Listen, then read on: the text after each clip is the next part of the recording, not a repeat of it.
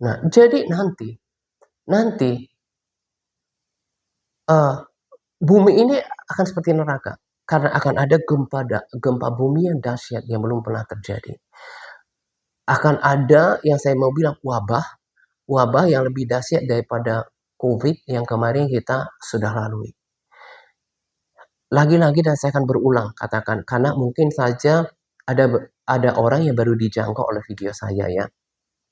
Jadi Brandon ini Tuhan pakai seperti berperan untuk mengingatkan dunia tentang kedatangan Tuhan gitu ya. Dan sudah puluhan hal yang Tuhan perlihatkan pada dia terjadi. Ada yang terjadi cepat, termasuk dulu kalau tahu berita internasional tentang uh, uh, assassination, rencana pembunuhan Donald Trump yang kena tembakan akhirnya di eardrum, di gendang telinganya itu dia udah didapatkan sama dia. Jadi maksudnya itu bukan orang sembarangan, tapi benar-benar terbukti apa yang dikatakan. Nah, um, sudah banyak hal, tapi memang sebagian di Amerika terjadi dan saya nggak perlu bagikan itu. Nah, yang menyangkut umum saja, yang kemarin saya katakan kan, diperkirakan akhir 2027 akan terjadi wabah yang dahsyat.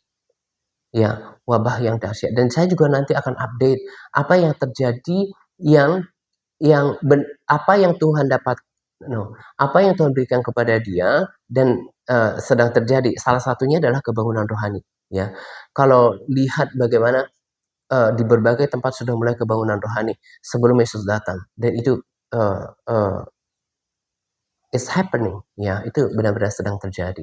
Nah, um, jadi dia katakan nanti, jadi Tuhan udah perlihatkan dia nanti masa kesukaran dan itu bumi penuh seperti neraka.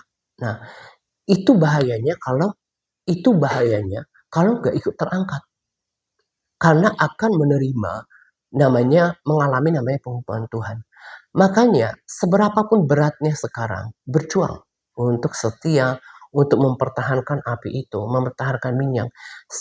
Caranya hanya kalau kita komitmen bayar harga untuk berdoa. Saya nggak memegahkan diri, tapi saya bersyukur ya, karena itu juga udah rencana Tuhan ya, bahwa uh, saya diberikan seorang ibu yang walaupun beliau uh, tidak berpendidikan tinggi dan tapi saya lihat dia berdoa. Saya anak bungsu, jadi saya lama uh, tidur bareng sama papa mama saya. Jadi saya saksikan mama saya itu berdoa.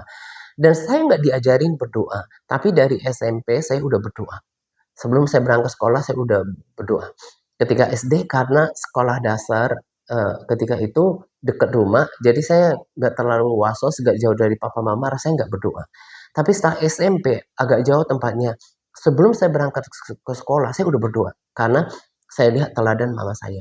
Nah, dan tadi saya bilang bahwa salah satu yang membuat kita terus menyala-nyala adalah berdoa. Kita kan udah biasa dengerin doa itu adalah nafas orang percaya. This means, ini artinya bahwa kalau orang Kristen nggak berdoa, berarti api itu kan juga menggambarkan semangat. Api itu lambang semangat, lambang gairah dalam mengikut Tuhan. Ya, dia kurang gairah, nggak bergairah baca firman, nggak bergairah memuji Tuhan, apalagi untuk melakukan hal-hal yang saya lakukan, misalnya yang dilakukan orang-orang luar biasa menjangkau. Saya selalu berkata pada diri saya, I challenge myself. Saya tantang diri saya berkata gini, kenapa dia bisa? Why not me? Kenapa nggak saya juga? Nah, kenapa misalnya kayak Brandon bisa berapi-api? Ada Catherine Creek yang saya bagikan. Ada orang-orang yang bersemangat ikut Tuhan. Kenapa kebanyakan menjadi kendur? Problemnya adalah mereka nggak memiliki persekutuan doa. Nah, mereka tidak memiliki pembacaan firman Tuhan. Jadi ketika tadi pagi saya duduk, saya dibuat mengerti bahwa saya sampaikan ini kepada kita bahwa terus akan saya katakan bahwa kita ini udah di akhir zaman. Terserah di gereja kebanyakan kita nggak pernah dengerin ini. Tapi bersyukurlah kalau sekarang kan Tuhan pakai berbagai platform media. Di gereja paling cuma 1,5 jam. Akhirnya kebanyakan kan tutup. Nah, Senin sampai Sabtu justru media sosial itu adalah platform yang paling berdampak untuk orang bisa menimba makanan rohani. Makanya saya senang, ya misalnya kayak lagu ya. Saya nggak mau memegahkan diri karena saya tahu pertama segala pujian itu miliknya Tuhan.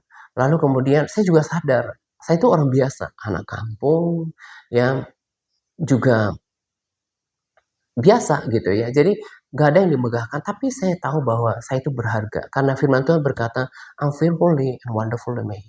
Kejadianku dahsyat. Tuhan itu memberikan kita sebuah potensi. Nah, jadi kenapa saya menyembah? Karena gini, dalam in my view, dalam pandangan saya, penyembahan itu bukan soal bagusnya suara. Apalagi permainan gitar saya itu pas-pasan, cukup mengiringi diri sendiri. Tapi saya senang ketika oleh penyembahan saya, because I put the soul in it. Saya memberikan nyawa, jiwa di dalam lagu itu. Dan kalau itu kemudian the songs draw people near to God, ya akhirnya lagu itu menarik orang datang kepada Tuhan. Ini saya bersyukur karena banyak juga di YouTube ada suaranya bagus sekali, tapi orang nggak bisa rasakan hadirat Tuhan gitu ya. Nah, saya lakukan itu juga. Padahal saya orang itu dulu pemalu, karena dulu, ini jadi panjang ceritanya ya. Dulu saya itu orang yang tertolak karena secara emotionally, psychologically, saya itu tertolak karena mama saya itu dulu sudah tua. Saya anak ke-12 ya. Dan untuk melahirkan saya itu udah susah. Jadi dulu katanya itu sih mau digugurkan. Nah, tapi karena Tuhan punya rencana, akhirnya jadi seperti yang Anda lihat di video gitu ya. Jadi saya orangnya itu sebetulnya minderan, ya nggak percaya diri. Karena ya itu tadi, memang saya nggak tahu apa yang mereka rencanakan, tapi kita itu kan roh kita tahu, jadi merasa kayak tertolak. Tapi setelah saya tahu siapa saya di dalam Tuhan, I'm loved, saya dikasih oleh Tuhan, I'm fearfully and wonderfully made, kejadianku dahsyat dan ajaib. Dan ada orang-orang dulu yang bilang, bukan cuma satu, mereka bilang kalau kamu nyanyi itu beda gitu. Dan ada banyak lah, nanti saya kasih tahu, tapi cuma kayak hari ini saya I feel gak ingin bilang tentang itu gitu ya. Nah, saya ingin memberkati, membangun orang. Kalau di gereja tutup misalnya Senin sampai Sabtu, saya ingin melayani orang-orang yang mengenal saya ketika mereka berkunjung ke akun saya. They get something that's valuable, bahkan mereka membangunkan kerohanian mereka. Karena mengerikan kalau kita tertinggal seperti 5 gadis bodoh itu.